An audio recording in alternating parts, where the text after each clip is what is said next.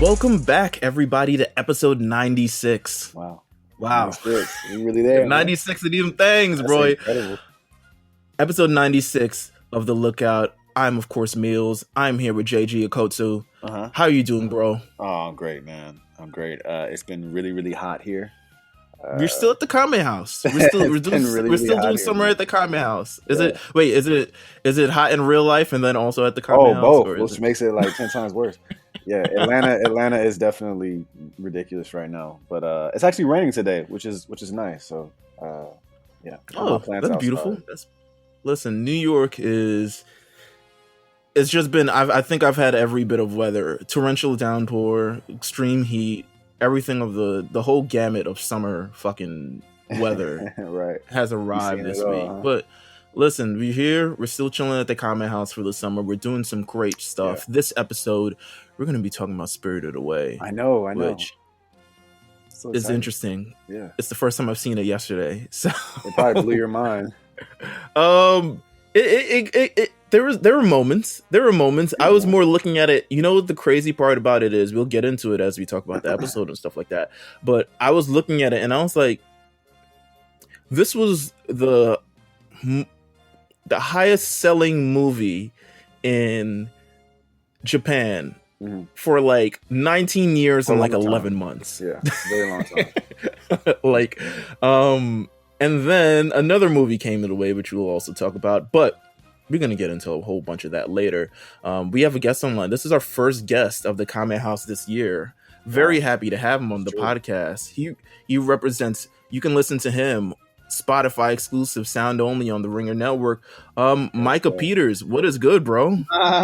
What's going on? What's up, man? How you feeling? Like I'm doing all right, put some freak shit on my vocals. I am, excited to be here. Thank you for having me. Oh my God, it's amazing. Listen, we were talking quickly a couple hours before this, but we've all secured I already had one, but like our additional copies of Chainsaw Man. Look, the Chainsaw Man thing is ridiculous right now. Yeah, so you got to get them. The hunt for the golden truffles. Yeah, there's Charity, Justin Charity, my co-host on Sound Only, the fair half of the duo, was texting me yesterday, he always, he texts me updates, I'm going to this comic book store, and it's like I get a full story throughout the day, and then he comes up empty at the end, and he's just like, I'm gonna go bake something, fuck it. And then yesterday he texted me this selfie with him holding a copy of volume 4, and he's just got that shit, nigga. That's how I really feel though. It's a win. No, yeah. We did that in our group chat too. Everyone, because Chainsaw Man. All right, Fro, I have to thank you because this Sound Only was the one that brought it to attention that there was I don't know if it's I guess it's a shortage. Would you call it a shortage or I think it's a printing shortage. Right? Printing shortage, maybe not so much of demand. Honestly, it's I wouldn't describe it as anything out of the ordinary if you are familiar with, going to the comic book store, $5 in your pocket to get a new issue of whatever the fuck it is that's coming out that week. Such and such popular writer has taken control of this stable of characters. Jonathan Hickman, for instance, when they were doing House of X, right? It was really difficult to get your hands on copies 1 and 2 when copy 5 was out, it was when issue 5 was out, you know what I'm saying? Right. So if you came in at Chainsaw Man after 4 volumes are out and you're trying to get volumes 1 and 2, it's going to be tough. Yeah. It's crazy, but we've secured ours. We're here. We're basking in it. Multiple copies. They would not let me escape with more than one at Barnes. No, it wasn't at the same time. I didn't want to do it to people who were really looking for it. Get out of here!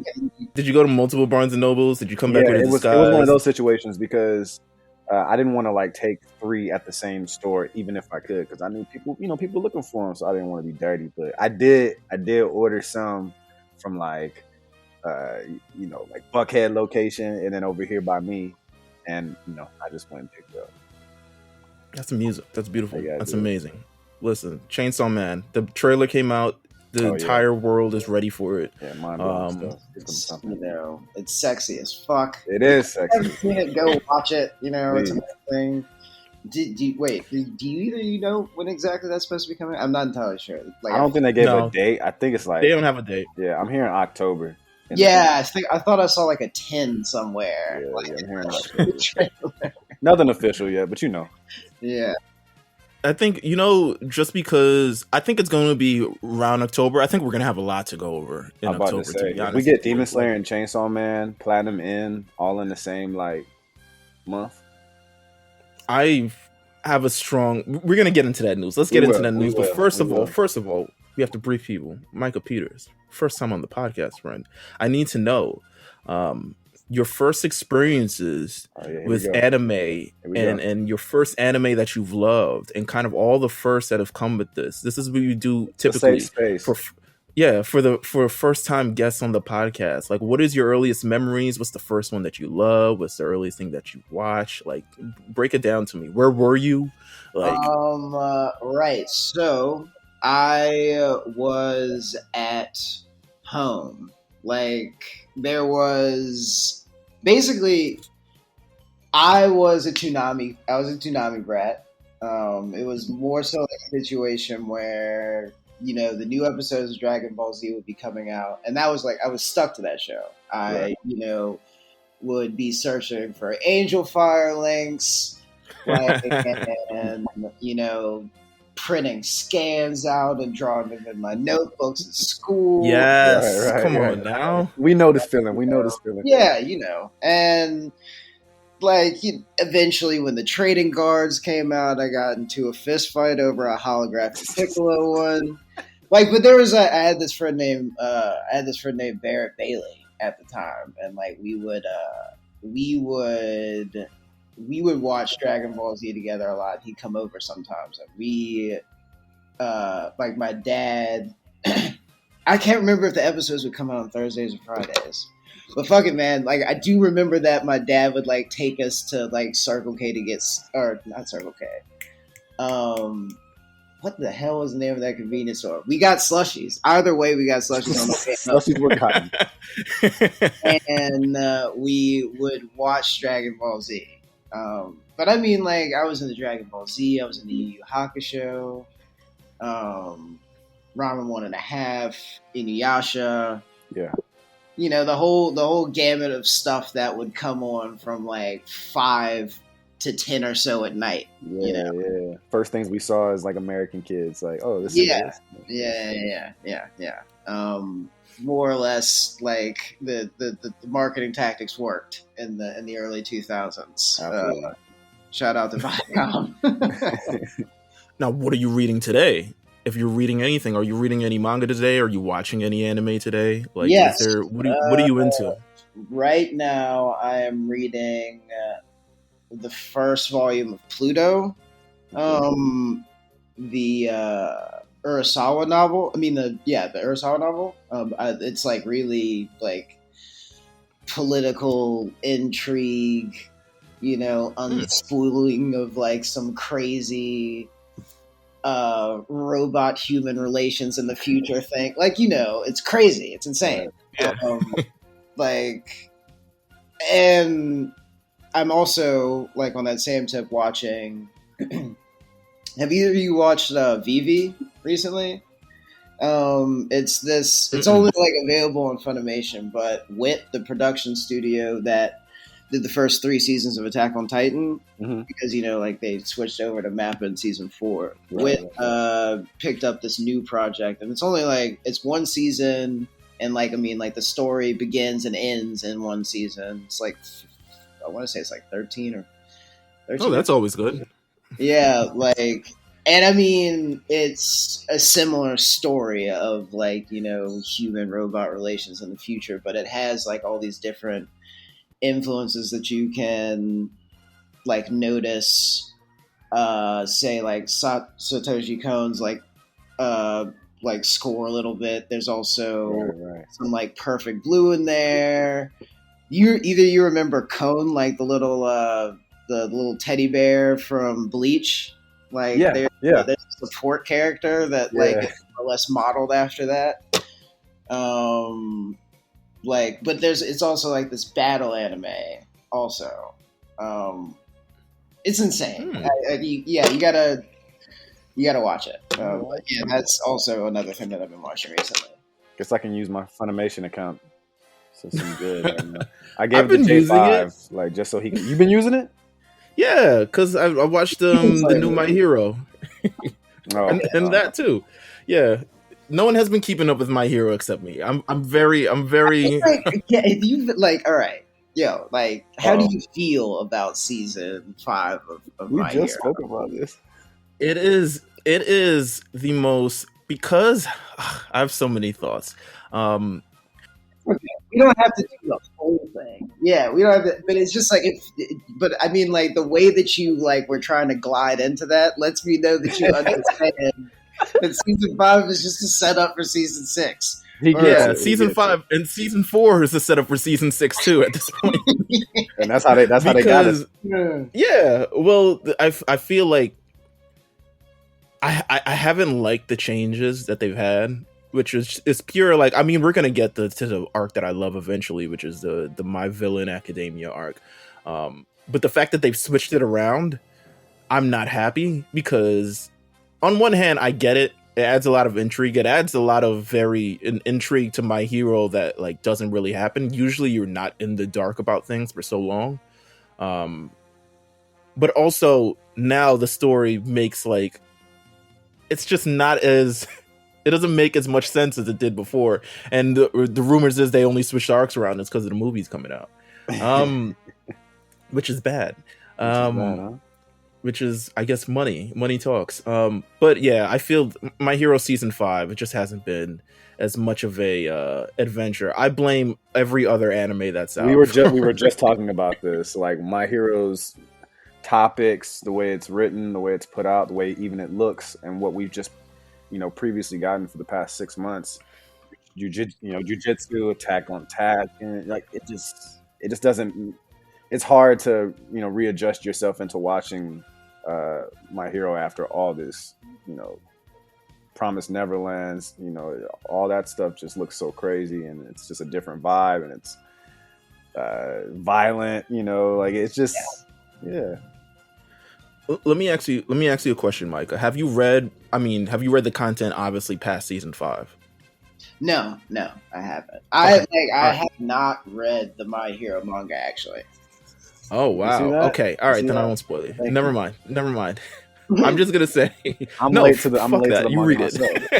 See? I was trying to get up out of it. I was trying to get the fuck up out of it. Look, I haven't. Micah's a guest. Started. You're here every week. No, you read it. What you want me to do, man? Oh my god. Jujutsu. No, I'm sorry. Blame Jujutsu, man. They've changed some arcs around. If you notice anything, I don't know if you've ever read The Promised Neverland either, Micah. No. Great manga. I recommend you read it. It's like a psychological, every chapter makes you want to read the next chapter, which is really, really good. Don't watch this season 2 of the anime. Season 1 of the anime is valid. Season 2 is the oh god. Were you about to say that it's a psychological thriller? Because I love that freaking shit. You gotta, like, yes, it is, bro. Yes. It is, bro. It really is. Yeah. Yes, it really is. Absolutely. You'll love it. I think you should pick it up immediately. Yeah, you'll lose your mind. And it's done. So that's the. It is done. You can just read it and be over with it. Yeah. What a bit of serendipity. Oh yes, absolutely. So that's a good one to read. Yeah, My Hero Academia season 5. When we get to the end, I'm sure it'll be great. But gotta get there. Yeah, we just got to get there. I would love the animation style to kind of switch up at this point now. That was my kind of thing, especially knowing what's on the precipice and knowing how much action is coming up in the future. I would love for the animation style to become a lot more fluid. You want to go to MAPPA? No, MAPPA has enough. MAPPA has enough problems on their table. Could you imagine? everything that I've heard about Mappa in the past 2 weeks has let me know they're like, oh, staff is being underpaid. They're working in terrible conditions. They're and all their Netflix isn't paying them as much to do all the content that they're doing, et cetera, et cetera. Like everything. Stuff, like the quarter of the rate that they're supposed to be paid, or was it a half? Yeah, Yeah, it's something. something. Just something finish ridiculous. jujitsu, man. Why? I don't have time for this. Just finish jujitsu, man. I don't have time for this, man. No, but seriously, no. The success that they've had, you would think that they would have that type of shit together, especially this past year or two. It's crazy. I also read in anime news that the head of is it Ufotable or whatever, Ufotable, etc. The one that got the Demon Slayer. He was investigated for tax evasion, wasn't he? Yeah, pay your taxes. What's wrong with you people? What's going on, man? Rich people don't pay their taxes, bro. Bro, Think Bulma pays taxes? Well, I would hope so. I would collecting hope so. taxes. I don't know. We'll see. All right, I want to head into a topic because we have to do our kind of Naruto update. So we're doing Naruto for the first time. I'm watching Naruto for the first time. Jeff, you're a couple. I'm only like 60 episodes in. How's it going? 60? But I've also shipped it over to ship it in, and I like it better. So it's kind of difficult for me right now. So wait, yeah, because I mean, like, there's like a kind of really childish earnestness to like the original series. Like, what part of the story? I don't know. Like, by the episode, what part of the story. I think he's in. You said 60, right, or 16? Yeah. 60. 60. So you're probably like right before the Chunin exams is about to turn into World War III between the Sand Village and etc. Village and Orochimaru and all the other stuff like that. So you're right there. I mean, the goofiness of like that part of the story is just like illustrated by what was it? The part that like Naruto's. No, it was Rock Lee versus Gaara, and like, there we go. Yep. It was Rock Lee versus Gaara. A guy like sidles up to Rock Lee before the fight. He just goes, "Hey, Rock, watch out for that gourd." There's watch out for that shit. Weird about it. Yeah, like the English dub is so fucking funny because he goes. That's what I'm. Yeah, I'm only watching dub. I gotta get through it. Yeah, well, listen, Netflix has the 1.25 speed. The animation just kills me sometimes, bro. Yeah. Well, it's 1999. I get it. We're far too late. We're way too late. Fire shit was happening in 1999. That's this is very true. I was just turning 10. We was turning up. It's like saying, like, damn, these PlayStation graphics are terrible. It's like, well, I mean, it's tough for me to get through. Like, it is a valid critique because like Naruto is. We were talking about this on the podcast the other week. Is that like Naruto, and honestly, like things like My Hero and stuff that is like wildly popular stateside is like kind of Channel 6 level like network television stuff in its own context. Like, so what I mean when I'm saying like tight shit was happening in 1999 was like, the animation in like the original print of Berserk is better than the animation in Naruto. Yeah, bro. I mean, I'm just saying. Look, what are we about to talk about today? Oh yeah, we're about to talk about Spirit Away, but Spirit Away is different. Like this is a single movie. Yeah, I mean, like they spend a lot of money on that shit. It's expensive. Yeah, they not paid. Like Cowboy Bebop, how long did they were like? I don't know if we're gonna keep up this level of animation. Beautiful, Cowboy beautiful. I don't know how long we could do this. 26 episodes might be the limit. Budget might. So I wanted to ask you actually, Jeff, because Jeff, big Jujutsu Kaisen fan. I am. As you know, we were on the timeline. Shout out to our boy Rig. Mm-hmm. He got completely Mafuba. He got completely spirit evil containment waved, thrown in a jar, seal on top of it, when he compared Jujutsu Kaisen to Naruto. Yeah, I mean, as he should. Jujutsu to me is no Riggs. All right, go ahead. It's closer to Bleach to me. But all right, Forget the Bleach part. Is there any comparisons between Jujutsu Kaisen and Naruto? Because I'm watching this, and besides the fact that clearly Naruto doesn't have a strong at this point in the 80 some episodes I saw, does not have a strong as much respect for, I guess, women fighters as Jujutsu Kaisen does. Like, clearly not. Well, it was a different time. It was a different time. It was a different time. Different time. But, like, you know, also, like, Jujutsu Kaisen is making, like, basic revelations about, like... about, like, and I mean, like, it sounds tight, but I'd be like, it's pop philosophy, and it's progressive in the way that, like, Frozen is the most progressive Disney movie. Like, Nobuo Kugisaki saying, like, I feel most myself when I'm being beautiful, and I feel most myself when I'm being strong is, like, it is very I mean, I think women are people. Right. Absolutely. But I'm looking at it from a standpoint. I'm looking at it and this, and I'm like, I see where the similar. I don't think he should have been completely tossed off the bridge that he was. In the sense of, like, what are you talking about? Are you just because there are three people? Just because they're going off like I guess, I don't know, a Fuji City High lineup with two guys and one girl, and this, that, and the third. I'm like, when you look at it, it's like, okay, I mean, demon infest main character. Everyone is kind of afraid of him. They absolutely. The comparison is fair because they are of the same genre, and that is fair. I mean, like, they're of the same genre. You just name similarities between the two. The dynamic is somewhat similar. I mean, honestly, in Shippuden, Sakura becomes somewhat more like Kugisaki is now because she gets Tsunade's gym power strength thingy, and she's hell yeah every time she punches somebody. I mean, like, there are comparisons to be made there, and, like, just because you love one more than the other one, I mean, like, don't get all bent out of shape about it.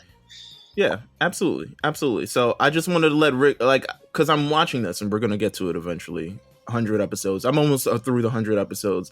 This has been at some point I did, like, it got so enticing I did actually hit, like, maybe like 15 to 20 episodes in one day. Like, I was just like, knocked it out. Yeah, just, like, cleared it. Everything when they, like, passed the tuning exams, or I mean, like the tuning exams, like, they were taking what's the exams called in Jujutsu Kaisen in that first season? No, it's the sister school exchange event. Yeah, there you go. And then, like, evil terrorists show up and fuck shit up. Yeah, it's like every single time there has to be, like, a crucible where, you expand the world and introduce the characters of, a similar level. Yeah, that's basically everything. Yeah, it's just like, right. And terrorist shows up, and then, suddenly the entire tournament is derailed, and now the real test begins. Yeah, that's right. Yeah, absolutely. It works every time. It works every time. With that said, we're getting closer to Naruto 100. It'll be a month from now. So it'll be after the next episode. Next episode, we're doing One Direct Priority. So you guys have that to look forward to as well. Let's knock a few news out of the park. Demon Slayer Kimetsu no Yaiba Season 2 announcement is expected this week. I'm just expecting them to throw the date out there, and I'm expecting it to be October. Yeah. 30-second clip. Nah. No? I mean, they could. They've done I think they've dropped the 90-second clip. I don't expect them to drop any more. We're still having this debate. Actually, Micah, I want to know where you stand on this debate. So let's say you're watching the Jujutsu. Thanks, Jeff. So let's say you're watching Demon Slayer. You're watching the first season, and then you get to the second season, and you're like, okay, how do we transition from the first season to the second season without you having to, like, drop everything and go find the movie? Do you feel like the movie, similar to Dragon Ball Super type of thing, will be included or should be included within the second season? Well, I mean, thinking about the ultimately like marginal part of the storyline that's represented in the movie, I would think there would be like, we're gonna do a 3-part special before the premiere of the second season. I mean, but also they kind of like circumvent that by putting the movie on streaming on the same vertical with like season 1 or whatever. It's in the same drop down menu, Right. But okay. Yeah, I mean, like, I'm sure that there'll also be like heavy references and like they'll probably do like like the One Piece thing where there's only actually 5 to 10 new minutes of content in the first 2 episodes. Everybody's just like talking about, Rengoku-san. He wasn't supposed to die. Yeah. And he was like, "Wait, when did that happen?" All right, so I can see that if they can somehow include the movie within like the drop down for the first season in Crunchyroll or the second season rather, I can 100% see that. If they don't, they have to. We'll be okay. We'll figure it out. So I'm expecting that to be announced this week. I'm expecting October. October is fall, winter, whatever fall anime time. Yeah. So I'm expecting it then. Also announced Vinland Saga season 2. I've not watched season 1. Oh, you gotta do it. It's incredible. Okay. All right. Noted. We'll watch season 1. Yeah. Add it to the list. Yeah, absolutely. Like, I'm not really gonna do it justice, but if you like, stories of revenge and wins that feel like losses, but also Pyrrhic victories, and you are disappointed by season 8 of Game of Thrones, this is your shit, right? That's a good way to put it. Oh my god! All right, so definitely gonna tap into Vinland Saga. I know. Shout out to AD. He was streaming it yesterday on Twitch the other day. He was doing a watch party for it. So, and I try to tune in, but subs and being productive and all this other stuff like that, it just doesn't work out. I can't do it. Also being announced this week, there is a special. Well, not this week, but at San Diego Comic-Con, where it all goes down. Special Dragon Ball Super event panel being held. They're going to talk about the movie. That's fun. Are you excited about said movie? The movie is the only super content that we're getting, it seems to be these days. Are you excited at all? Do you have any kind of like, Micah, do you have any kind of idea on like what you would expect it to be? Do you want something new? Do you want something old? How do you kind of like feel? Man, like I have a total detachment from Dragon Ball stuff right now. I haven't really like. I'm not mad at you for that. Yeah, I'm not mad. Yeah. I feel like, it's, got like the Power Rangers thing going on where like I check back in when my nephews are watching it after I've left it for a decade, and like, there are dinosaurs in here for some reason. It's the same thing is going on like when I go back to look at Dragon Ball, and it's just like, man, who are these new niggas, man? Like, why is his hair that color? So was it like, oh, Broly's back? I mean, like, it's, I mean, like, it's fun, but like, they also like lack the kind of ridiculous self-seriousness of like the earlier stuff of the 90s when they had like alternative Christian rock playing in the background of the movies. I know it was Breaking Point. There was a band called Breaking Point where it was just like very like vowely rock music, and now it's like very it's for the children. It's very pop candy. I don't know. Like, it's very, like, evidently not for me. You're just not fucking with Dragon Ball Super right now, bro. Yeah. It's cool. Well, I get it, man. I get it, bro. It is a lot to keep up with, especially with everything else that's happening. I mean, I don't know. They haven't put out really any besides the manga, which comes out once a month, and manga's like hit or miss. Like 1 month it'll be great, 1 month it'll be terrible. Once a month. Once a month. I mean, It's but that's tough. what Like, comes in. Yeah. I guess like what like my question is like what kind of space does it fill for you? Like if you were like keeping up with it and not like as like a means of like, you know, this is my beat. I'm a watchman. I must not avert my gaze. Is it like what kind of like space does it fill for you? Comfort. Okay. Yeah, it's nostalgia for sure. Nostalgia. Wondering how my guys are doing, you know, because Dragon Ball for a long time. I mean, I wasn't an anime person until we really started this podcast. So this podcast started in 2000, I believe 18. Yeah, I could think be so. wrong. Yes, 18. So I had it, and it started as a Dragon Ball podcast. So I hadn't watched much else, and I could tell, like, I know the signs of it all backwards, forwards, and all this other stuff like that. And then we started diving into other anime, and I'm like, wow, all these things are really, really interesting. I know. I'm like, you need to watch Hunter. On levels that are just beyond, like, I want to kill you, you know, transformation times 3, stuff like that. You know what I was just thinking when I was spouting off the references for that VV show, there was a scan, like I think that was pulled like, you know, kind of like image for image when Android 20 shows up. Which one? The grandpa looking one, like, and grabs the dude around the face and forces him to eat like an energy ball. Like they pulled that from Yamcha. Like, yes. Yeah. Oh, poor Yamcha, always getting his ass whooped. Always. I kind of like saw that and I was like, oh yeah, there's just like a lot of references in it, I guess. Yeah, absolutely. I mean, it's always comfort for me. I like going back. I'm interested in seeing where this movie lands in 2000, just because it's like new Dragon Ball content. I thought the last tournament of power was really kind of done well. It was done really well.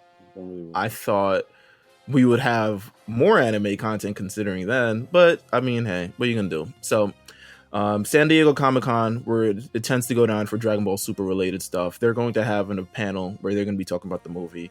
No idea whether they'll reveal more stuff about the movie or they're just going to talk about, man, can you believe a movie? Wow.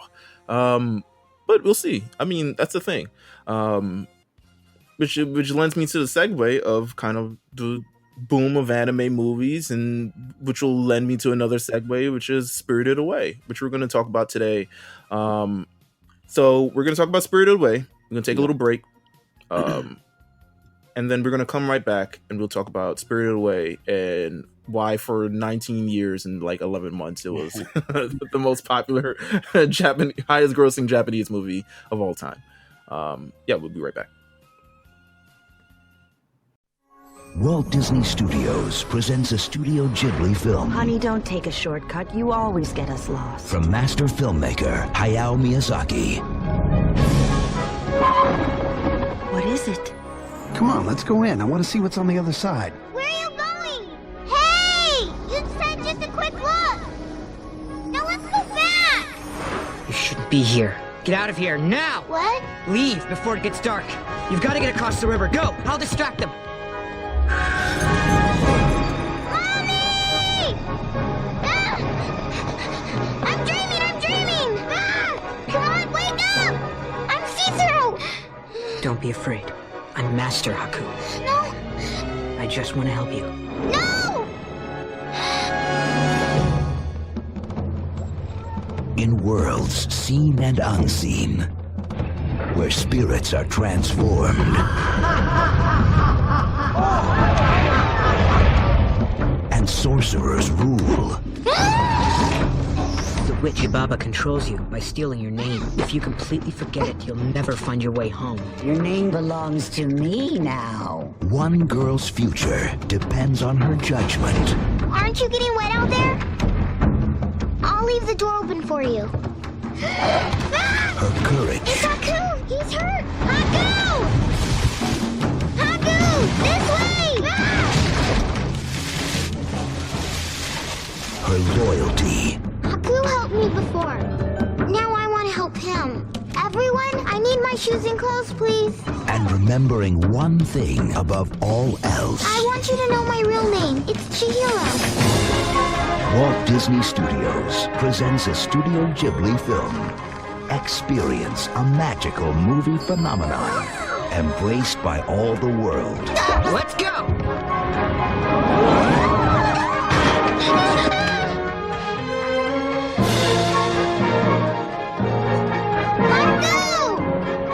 This fall, prepare to be spirited away.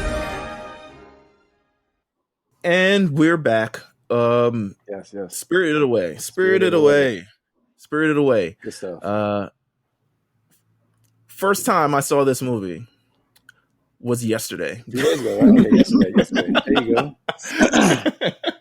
First time I saw this movie was yesterday. I've always heard about this movie, of course, just being in a kind of anime space, but never really watched it. Only because, so there are things that I know. Okay, I know we're probably going to talk about it on this podcast eventually, so I just won't watch it for the Until reaction and the content. I guess maybe content is always on my mind for one way or another, but for having a very real and kind of like non-tainted discussion on this. But I'd like to ask both of you guys as well. I mean, your first memories of watching Spirited Away, where are they? When was the first time you saw it, or when was the last time you saw it, or et cetera, et cetera?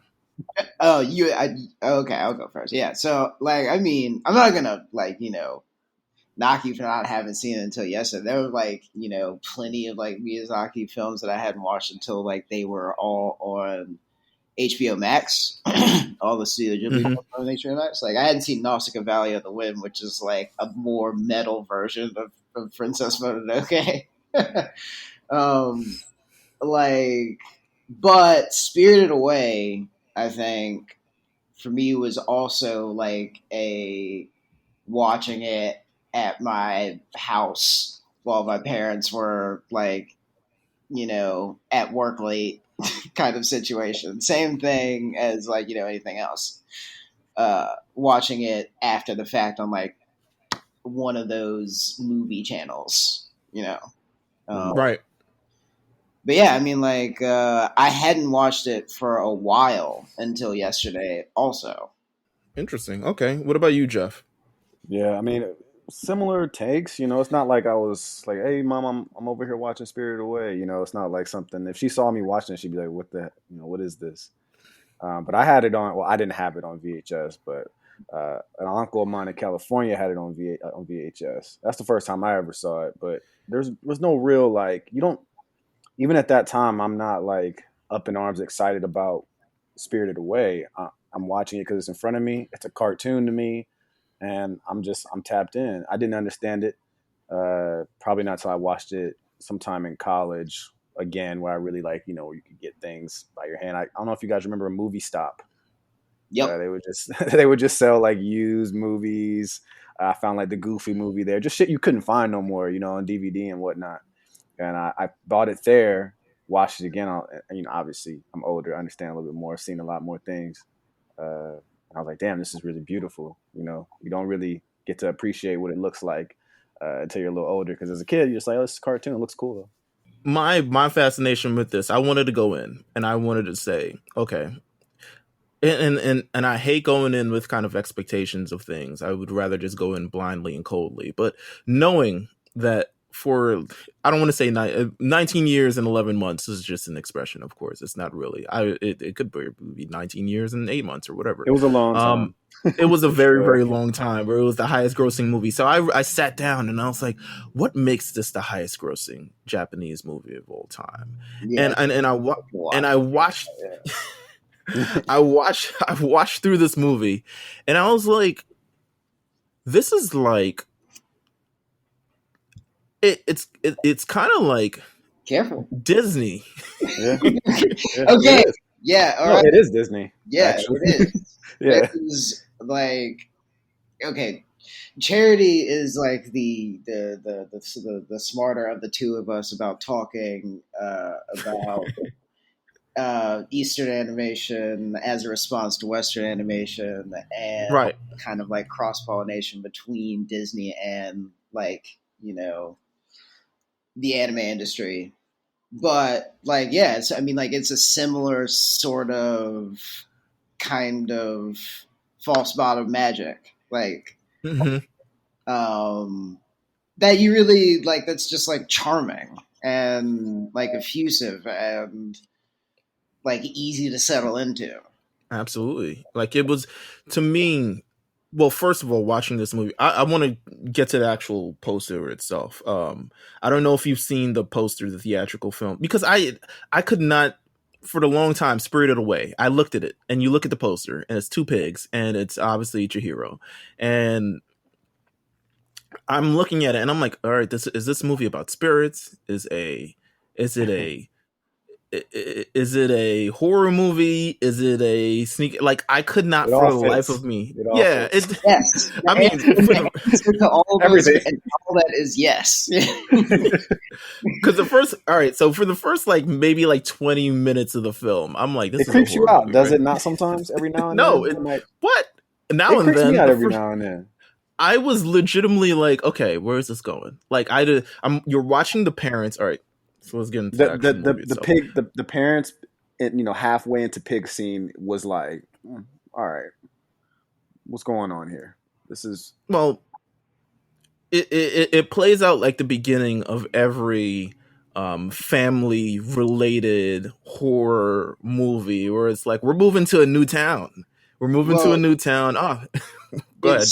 Yeah, like I think about like Pan's Labyrinth a lot when I watch Spirited Pan's Away, Labyrinth's like so and good. vice versa, because like it's a story about like a little girl coming up with inventing this fantasy in her head to deal with the trauma of moving to a new outpost and being enthralled to this fucking crazy ass Spanish dictator guy. right.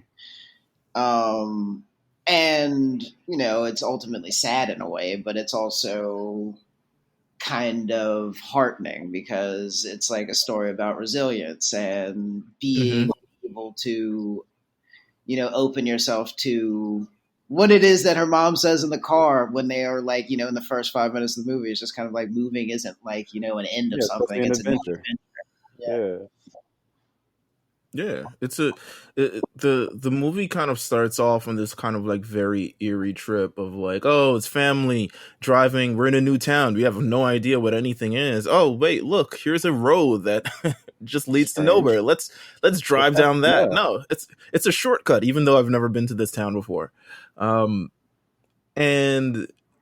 they travel through. I mean, all these things are like red flags. And shout out to Chihiro for herself for just picking this up because all these things are. I've never gone to a new town and be like, "Yo, I was like, what are y'all doing?" Yeah, I mean, like, it starts with like passing the weird stone idols of the forest, right? Like, Could have been it.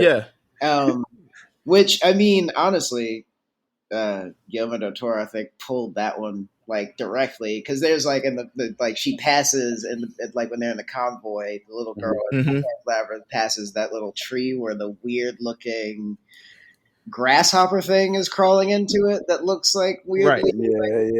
Yeah. Like I mean, like, but yeah, I didn't even think about that. Did he really pull that?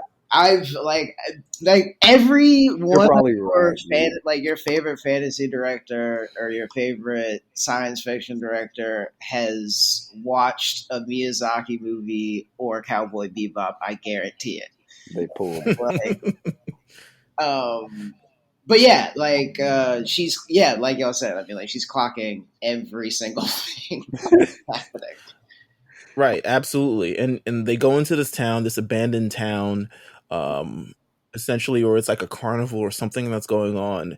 And they just start going in there and they're like, yo, is anyone here? Oh my God, this food looks delicious. Let's eat it. And and I'm just like, oh, this isn't something like, no, we'll pay for it later. I was like, no, I wouldn't understand this shit at all. As any, like, I'm trying to think of the black equivalent of this movie. I was like, there isn't. Yeah, no, there is no black equivalent. None of this happens. We're moving. We're like, I don't know about that. All right, let's keep going. Yeah, but we ain't nothing free, bro. We ain't touching that. What do you say? What did her dad say? Don't worry, honey. I got money and my credit card. and credit cards. And it was like, no, we'll just pay them when they come back. Like, I don't know how much they think I got. And then also your mom would be talking about, I don't trust the spirit of this place. Yeah, bro. Nah, something seems off. Something seems off. Like just inside, we're just like, nah, this seems off. Like this is, we don't go in no empty town where food's already made. Yeah, nah, this is absolutely not it. And then kind of the movie really begins once the parents change into pigs, and she's trying to escape and realizes that the path she went to is now completely submerged in water. And she meets Haku throughout the film. Then I feel like the movie kind of truly begins in the experience of it all. Yeah. Any points that kind of stood out to you about this movie as we're going through it? Like anything that kind of like really you watch it back or you watch it for the first time and you're like, huh, okay, that's interesting. Like between you can talk about the parts of the movie, the animation, kind of anything. Can I talk about like something small about the thing that you just said? Because it's sure, go ahead. It's burning a hole in my pocket. Like there's were you talking about the part where the path fills up with water and she tries to go back to it and like her feet begin to disappear. Yeah. Mm-hmm. It's like the moment that like really Haku shows up and she's just like, and the first thing he says is like, eat this. You have to eat food from here or you'll disappear. And the thing is that like if you are moving to a new place or if you are, you know, kind of grieving a loss in any sort of way, like that kind of, or have grieved a loss in any sort of way that kind of hits, because like somebody eventually, when you're going through it, has to show up and be like, look, you got to eat or you're going to disappear. That's right. I know you're sad, but this is important. Yeah. And there's like small things like that too. Like the relationship between her and Haku is just kind of like you and the first person that you meet after like an upheaval. Like, did you feel all right? Because there's a lot of like, especially towards the end when they meet Zeniba itself. It's like, oh my god, love broke this thing, and I was like, love. I didn't like it. Didn't hit me in terms of like, I don't see it as any more love that you have for a person that saved your life, but it ends up kind of like playing out as this romance story, and I was at least that was romance kind of played into it.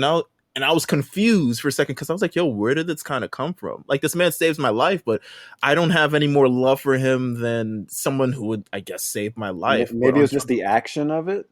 You know, maybe some people would never, you know, save somebody's life if they didn't love them. I don't know what they were like. I don't know if some got lost in translation, but it just didn't hit me of like, yo, like, where is this coming from? I think that's also like, it's a story about the difficulty of accepting love as it comes or love as it is. Mm-hmm. I mean, in that sense, if you want to read it backwards, you can make it a movie about that. But I mean, like, if you kind of like consider the nature of like Hayao Miyazaki, like as kind of like a misanthrope, it seems like, you know, a thing that feels forced from the outside in. Like, you know, a way to conclude the story in a way that feels satisfying, in a way that would make it a high-grossing film for 19 years or whatever. But I mean, like, yeah, like, it does feel kind of I think that there's kind of like an open-endedness to it because. Like, why not the power of friendship? You know what I'm saying? Like, why not that trope? Why love? Like, they never really take it to a wild level. So I mean, you know, yeah, because it plays like a platonic. It is platonic to an extent. I mean, it's like a friendship love. Yeah, love is love, dude. Like, it's not like love is love, dude. Wow, I like that. Love is love, dude. Put it on the cover of the episode. Like, it's like you say that you love your friends as well, you know? Right. Like, it's love is something that is kind of like indistinguishable from like responsibility, but also like admiration. Like there's all those things in it. We sound like the Lauryn Hill interlude. I know we just turned up a little bit. This really hit us right here. Love is different. Love is. I think love is. Yeah. Oh, wow. But no, I mean that was, I mean, out of kind of the entire movie itself, I think when I was looking towards the end, I was like, oh, that's interesting, but it's still like I get it, and I kind of ends make a means and all this other stuff like that. Even when Haku himself turned into the dragon, I was like, oh, I didn't even see. I was like, wait, did I might have missed something. Too. Yeah, he was so aggressive. I'm like, bro, they know who you are. Relax, bro. Blood everywhere. Man's breaking walls. I'm like, dude, he hurts, man. You ever been? He hurts. You ever been like had a? Yeah. What happened? He's just like, nah. They tried to click up on us. Yeah, bro. He was really wild out. He'll come back. He was really wild. I don't know. I love this movie. Of course, the animation continues to hold up today. I mean, in terms of things that are just kind of drawn, very little kind of like 3D, very little, and especially for the time. I mean, this movie comes out in, what's the year? It comes out in 2001. I would assume was worked on prior. But in terms of just kind of the animation that it is, it holds up very well. I mean, is it? I'm trying to think. It's a really cute it's a really cute movie. Like, I love how fluid it is, and I see a lot of animation styles kind of going back to it, especially when you look at fights like a One Piece or Naruto or something more of the like recent kind of, not old Naruto, but like more the recent kind of going back to that kind of fluid style, like which is a little bit more. Go ahead. Yeah, I would say like you describe it more as like gentle. Like even like the moments of I don't know how you describe it, like wrath, like when Haku turns into the dragon, there's still kind of like airiness to it. That despite you like understanding the weight and the physicality of the world that you're in, like it seems as though everything is floating. Does that make sense? Right. Yeah. No, it makes sense, man. The hair movement, the dirt on the feet, blood on the hands, everything. But there isn't like the over detailedness of it all. Like, you know what I'm saying? It's not like we're not like drawing like when you print out old Dragon Ball Z pictures, suddenly you find yourself you're like drawing ridges under like tricep muscles and shit like that. Like it's not as complicated. It's dedicated to movement more so than it is to like form. Right. Like there's I mean like it's really just kind of like it seems as though like the characters are like being swept along in like a current. Yeah. It's beautiful and that sort of thing, man. What were your kind of Jeff? Do you have any kind of favorite parts about this movie, or just anything that kind of stood out to you? What's up? Yeah, it was kind of disgusting. It was when the they brought the monster in to give him like a deep bath. Oh yeah. And the scene obviously it escalates a little bit further, but when he starts to like throw up,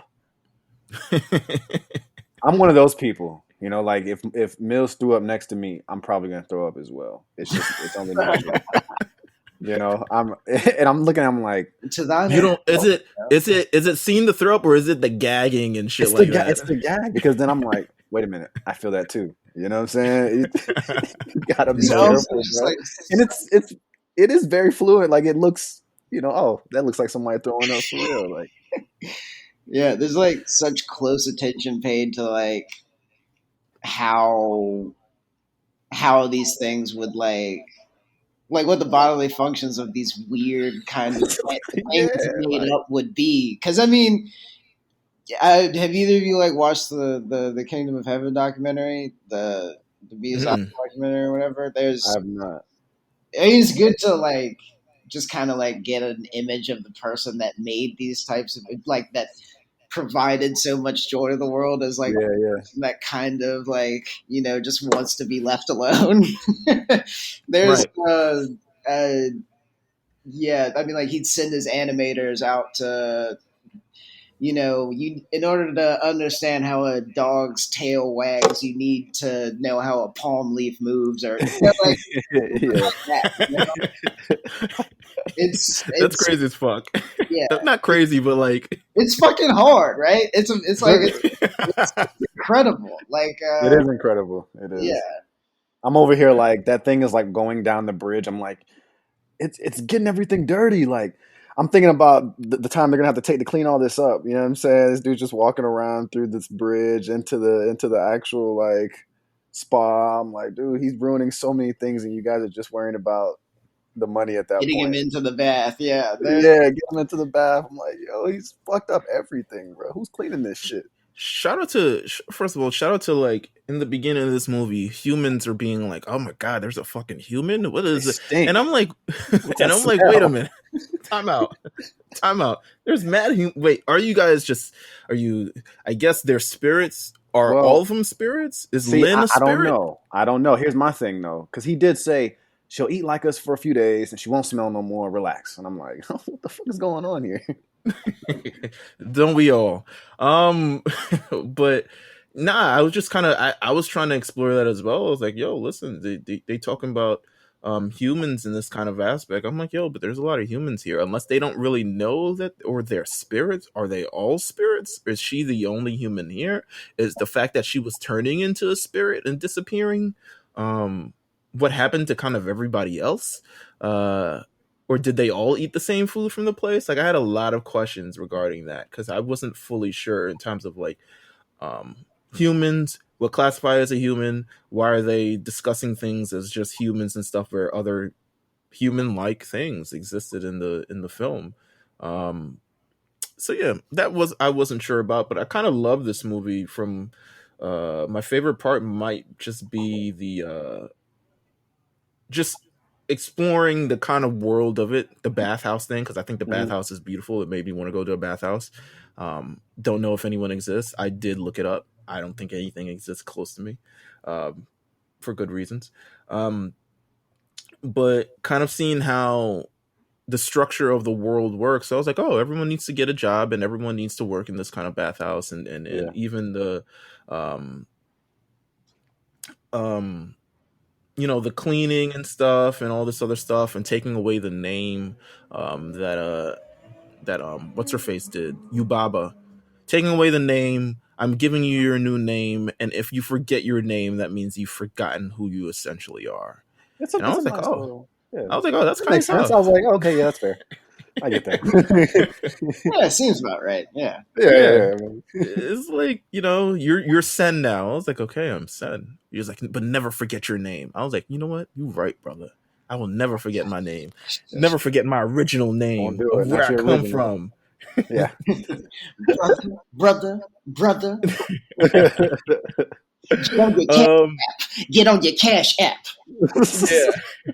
I feel like also a lot of this movie, I mean, while a lot of it's like, I guess her overall goal is to get her parents back to normal, but I feel like the parents ended up being like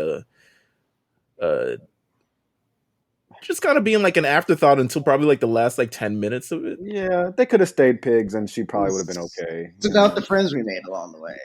That's right. Yeah. Parents being pigs the whole time. You don't know who's who. Like maybe they ever show is like the pig head would just be cut off on a plate randomly, and you'd be like, damn, I wonder if that's her mom. You just didn't know. You just kept moving. Yeah. You just kept pushing. Yeah, I'm like, damn, they're actually pigs though. Like they could have easily been eaten. Yeah, absolutely. I want to talk to you guys about No Face. Let's talk about No Face. What was No Face's role in this movie? He seemed like a good, strange. He's not the antagonist, but he is. Well, there's kind of like, you need like a bit of an aberration in a story, like where things are like moving despite like it being like a colorful adventure of mishaps and emotional upheaval or whatever, nothing is like a threat really to. I mean, like to her, like eventually finding things, finding Right. sorting things out, and things just sort of like, despite seeming scary at first, like work out for her, like, and that's like just sort of like stepping into the real world. Like, so for instance, like the guy that runs the boiler, the guy with the four arms, the grandpa. yeah, and he's like. He's creepy as He fuck. seems like a fucking hater when she first shows up. It turns out that, like, he's actually kind of sweet and just doesn't have time for you. Yeah, he's wise. For a job, yeah. Lynn, same sort of deal. Yubaba, like, she's a diligent worker, no real problems there. Like, she needs to trust somebody that ultimately betrays her. Right. And try to make it seem like it was old boy for a minute. Yeah. I was like, no face. I was like, huh, he kind of reminded me at first in the beginning. He was giving me like, if you ever seen Hey Arnold, the guy who breathed hard behind Helga, he was giving me those kind of vibes. Yeah, he was just giving me like, he's always there for some reason, and just kind of, he really likes Sen a lot. I'm a dragon. Yeah.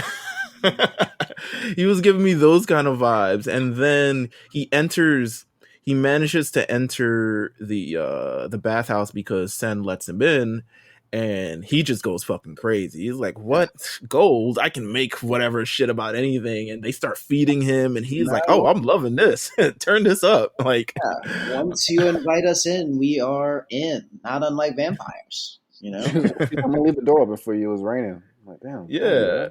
But he seemed like he was just like, he was here for the ride. He was here to enjoy every kind of part of it.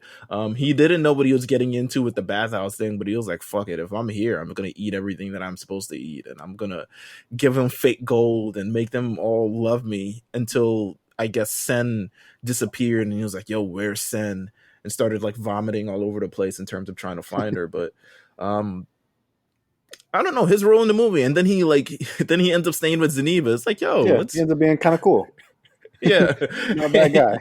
He traveled. He becomes a travel companion for like maybe like 10 minutes of the film. Like he's just a guy who's just like, yo, we're heading to Zeniba's and stuff like that. Well, a part of this thing is I heard this movie was originally like supposed to be over 3 hours long, and he had to cut it down to 2 hours. So it could have cut a lot of out in terms of development of this no face guy, because he just kind of seems like he's a dude who's there and just affinity for Sen, but also not going to turn down free meals. Like, you know what I'm saying? And also free housing, because he just decides I'm going to live with Zeniba now that I can sew and shit. Now I can make myself useful. So I don't know. No Face was kind of the part of the film I was like, oh, okay, well, I guess he's cool. I don't know. It just is what it is. I really like the end. It was sweet. The final test. Which of these pigs are your parents? Psych, none of them are your parents. Aww. It was giving me I want to say Hunter x Hunter. Oh, you talking about when I already know exactly what you're talking about, when they had to pass the old lady? Yeah, like it was giving me kind of Hunter x Hunter vibe. There is no answer. Answer silence. Kurapika's like, yeah, this is perfect. Leario, don't say anything. Yeah. I gotta return to Hunter x Hunter eventually. You didn't understand the rules of the game you were playing. See? Right. No, but like, I mean, apparently it was just that simple. Like, you get into this contract, it's like, yo, or you have to recognize which of these pigs are your parents. None of them are my parents, but like, you also don't kind of like realize like she never got enough like FaceTime with the pigs to be like, there was like this other scene of where it was like, I don't know, I'm weird, I'm nitpicking this movie, but it's like story things, just like I love like stories and kind of things and like making it all make sense and stuff like that. That's why like I love Attack on Titan. I was like, wow, this shit, like you're really bringing this shit back from like 4 seasons ago. But just kind of like not really getting the amount of FaceTime with the pigs, and then be like, oh, none of those are my parents. I was just like, oh, okay. Well, I mean, They whatever. kind We of gotta like, we gotta wrap this movie up anyway. I get it. yeah. When he brought her to see the pigs, and then he was kind of like, they low key explained it because they were like, yeah, you're losing, like he's almost like you're losing yourself, like you're not gonna remember, but Right. eventually you will. You know, you just have to go through these progressions first, and then you'll remember. But yeah, you're right. She never really just like, they looked different as they were turning, like you could tell them apart. But then after that, they just never showed them again as pigs. How did you feel about Haku's reveal as the spirit of the Kohaku River? Yes, that is my name. I mean, it was kind of like, it was very Disney.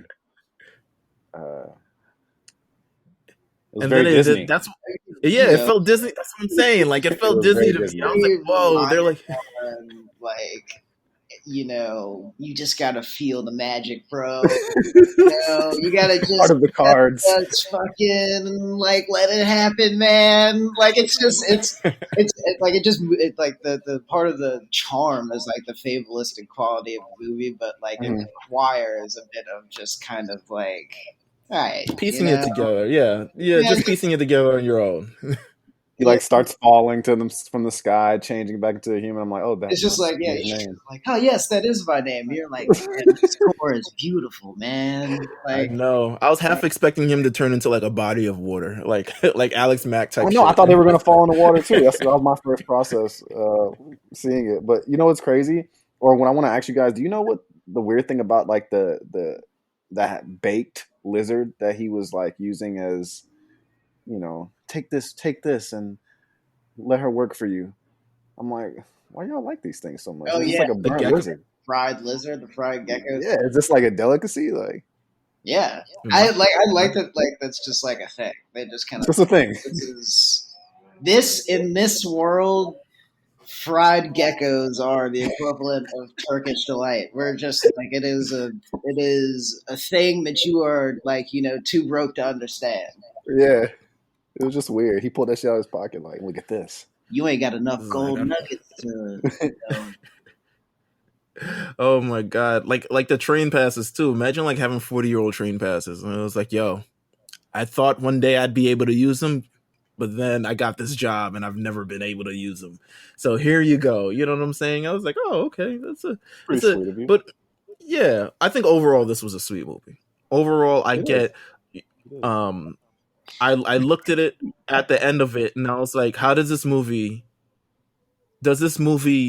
become the highest selling thing in Japan? I'm like, yeah, it definitely could. I think it's for all ages. It's like it soothed me in a way, being even a 31-year-old. This movie is about a 10-year-old kid doing her thing and all types of whimsical adventures. It still managed to like even like soothe me in a large part. I was like, oh, this is kind of cool. Like I felt good after it. I feel the same way. I also think that like, although this is something that they created, but the Japanese, they go so hard for their culture, so I'm not surprised it was on top for so long. They took pride in it. They kind of not keep it to themselves, but like it's done the way that it's done. There's no other. The influences are still from within their country, and they go so hard for shit like that. That's why when the Super movie, the numbers were so big for Dragon Ball Super. And obviously we were all on it over here, in the States. So it definitely helped the cause of everyone talking about it through social media and all this. But this film, there wasn't really social media at that point. This was all, you have to see this. It's beautiful. It's everything that, we desire in an anime film. So, I mean, also like there is like the fact that it's the sort of movie that's, released again in theaters on its anniversary, on its such and such anniversary. Mm-hmm. There's additionally, like I think it was state sponsored, initiative to get people back into the theaters in 2020 by China, where they re-released the film, and then it grossed more than Toy Story 4 on its opening in, like, and they added that towards its, Of course, box. They add things like that towards its box office numbers. So I mean, like, it's just sort of self perpetuating thing, I think. Yeah, absolutely. I remember So when Avengers was trying to get that Avatar, and they kept re-putting it back in theaters for different events. yeah, nah, it is kind of similar thing. So I kind of want to ask you guys. I mean, with Demon Slayer Kimetsu no Yaiba, the movie Mugen Train, um, it has now taken over the top spot in Japan, highest grossing anime movie. Even in the United States, it's like still like, I think it's like number 11. I mean, this is still a pretty like down year.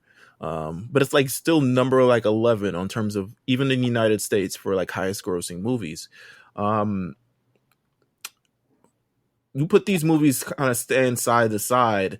Do you think Demon Slayer and its success was just a virtue of the sign of the times, um, or do you truly kind of believe like, hey, I mean, does it stand kind of next to this movie, and you're like, oh, I kind of get why this would surpass this, or this would reach a lot of people as well?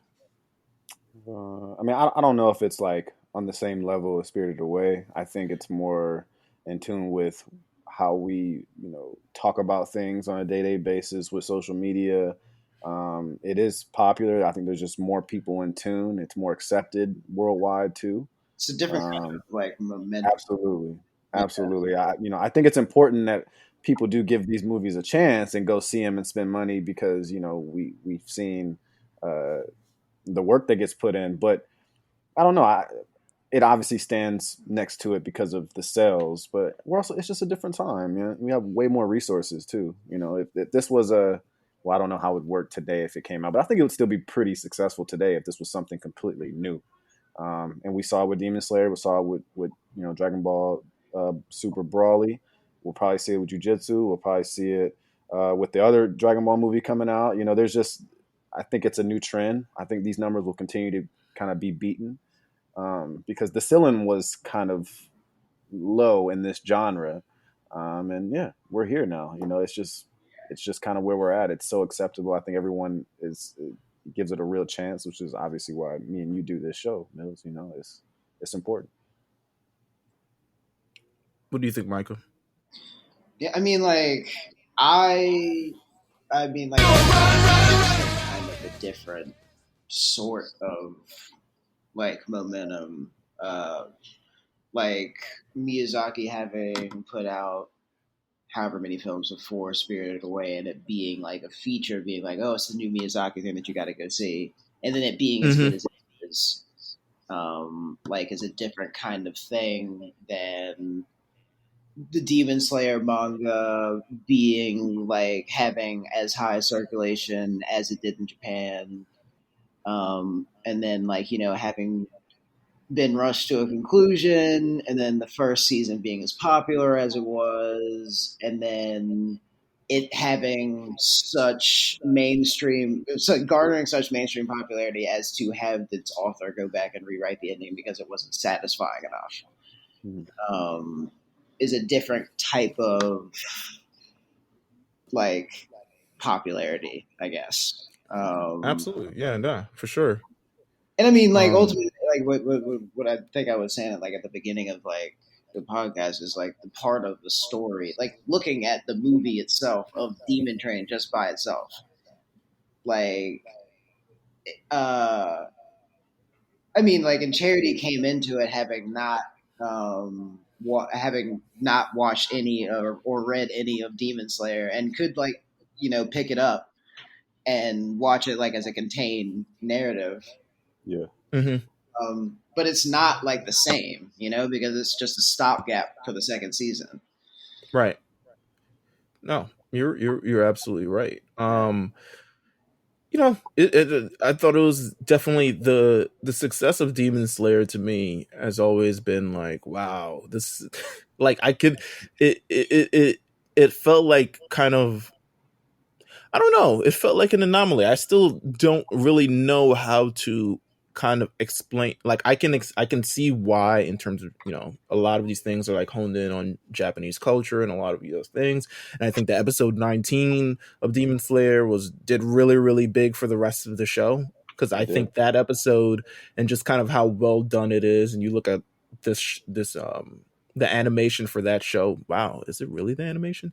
Maybe it's the animation that kind of brings the momentum for this. The animation, which leads to the popularity of that episode 19, which kind of breaks the internet, which leads to the popularity of the manga itself, which in terms of the manga and the production of that leads to the popularity of the movie, and then it becomes kind of worldwide success. I agree with both of you guys in terms of like it's just a different type of momentum, especially with you know, the movies that kind of led before Spirited Away. Last question. Reboot, sequel, or live action?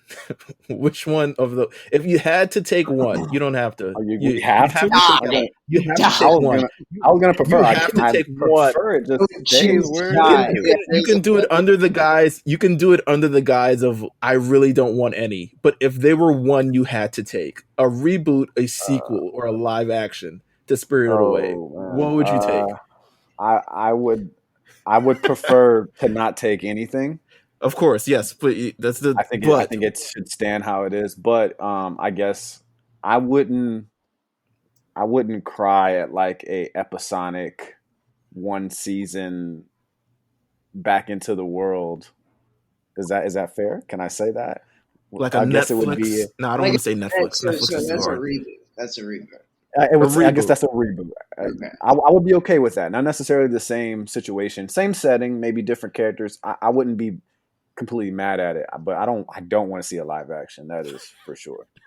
That I can be sure about. What about you? Like if you could get some sort of crazy hardcore Japanese like horror director, I would watch a live action of Spirited Away, which is like, honestly, I'm, you know, normally like religiously opposed to like. I'm about to say, bro, like of or whatever, but like I feel religiously opposed. I'm feeling crazy today. You know, get putting this on wax, man. The horn, like let's make some weird shit, you know. But yeah, I mean, like honestly, if I don't want any of them, I would like the weirdest and most interesting one, which would be live action. Yeah, I'm gonna have entertain me at least. Don't give me right. No. I think I would go for the sequel. Yeah, so we're all on different pages about this. I think I would go for the sequel. I was like, okay, you think she went back? Yeah, is she go not like one of those Disney, because like reboots are tough. She comes back. She's I'm in love. I miss him. He has like a kid, and like you know the kid lost in there. And, oh, that's perfect. I don't want that. Take this off the show. Take this off the podcast. I don't want Girl Meets World. No, I don't want that. That's what we're looking at here. I want the Kohaku.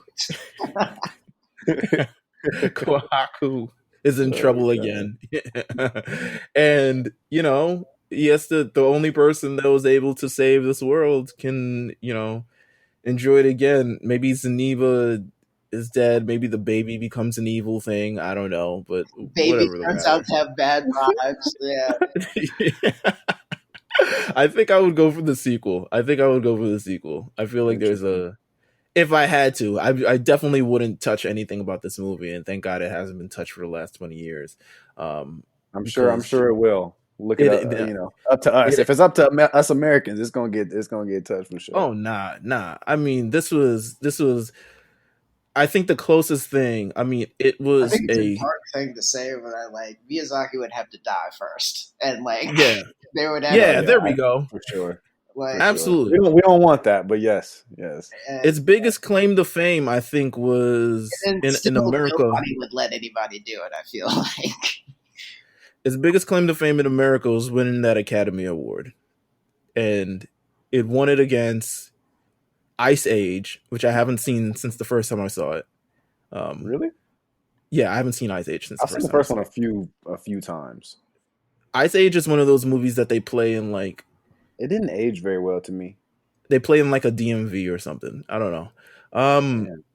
Lilo and Stitch. It's like the one plane. It's like the one movie that they have on the plane where like the TV Yeah, out from the ceiling. Yeah, that it's for everybody.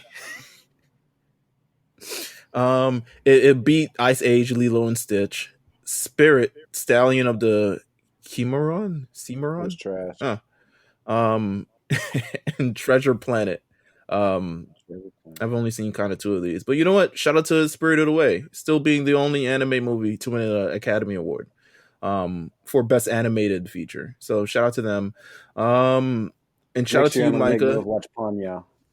Which Thank one? you for having. What was up? No. What did you say, Jeff?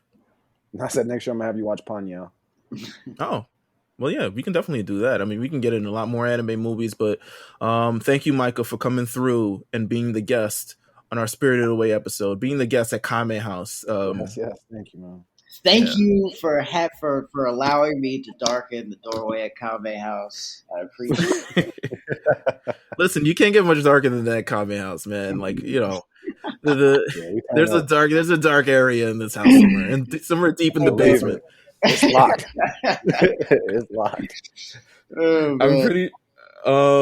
But with that said, of course, you can continue to follow the Lookout Podcast and other things at the Lookout RNC on Twitter. Of course, we're going back to back each Tuesday. So this Tuesday, of course, you're getting the Lookout. We're talking Spirited Away. But next Tuesday, you will get the Big Eyes Podcast with Jamal and AD as they cover the latest in manga.